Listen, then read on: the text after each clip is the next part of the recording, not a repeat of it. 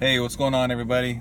Just wanted to share something with you all real quick, just a few minutes, about something that I learned from somebody on Facebook, and that I just wanted to share that it worked actually today, and it's in regards to negotiation and trying to get a number from a seller. That's something I used to struggle. Well, I kind of still struggle with, is getting the seller to give me the number that they're wanting. But I learned that when you're on your appointments, you have to ask it numerous times. It doesn't have to be the same way, like how much do you want, how much do you want, how much do you want. You can ask it in different ways.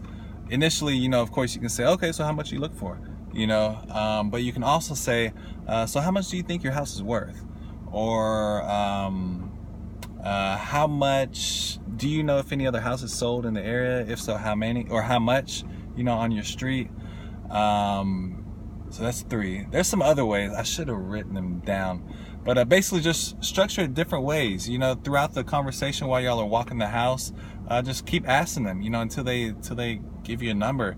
And if they don't, the last thing you can do, which is what worked for me today, because the seller wasn't giving me anything at all. Stone cold face, like he wasn't opening up at all. I was like, okay, Mr. Seller, and I was having just a regular conversation with him, not too professional or anything, just casual talking. These people just parked next to me with loud ass barking dogs. They just went into the store. So I apologize for the dogs.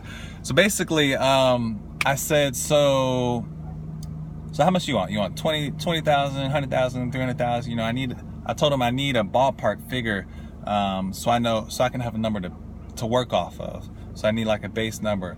So I said 20,000, 50,000, 100,000, 300,000. That opened up a whole field of numbers, giving the seller an option to, I don't know, it does something with the psyche, I guess, like 20,000 to 300,000.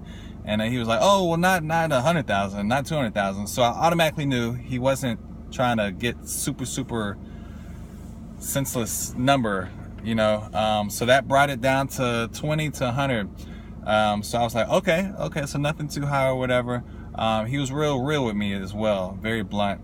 Then I was like, okay, so 20, 30, 40, 50, 60, do you kind of have a number in mind at all around there? And then he was like, then we sat down actually, he was like, well, I don't really need the money, which is very good. I'm glad he said that. He said that he can comfortably not live off of, but be okay with around 25 to 30-ish. He said ish as well. So that was very good. That's kind of the number I was around initially as well. So he still has to talk it over with his wife, but I really think that it will go good. I'm gonna go back out there on Monday. Today is Friday, and Saturday, and talk with him and go from there. But yeah, moral of the story, I'm kind of ranting now. Open it up, say, hey, Mr. Seller, what are you looking for? I need a ballpark figure to work off of.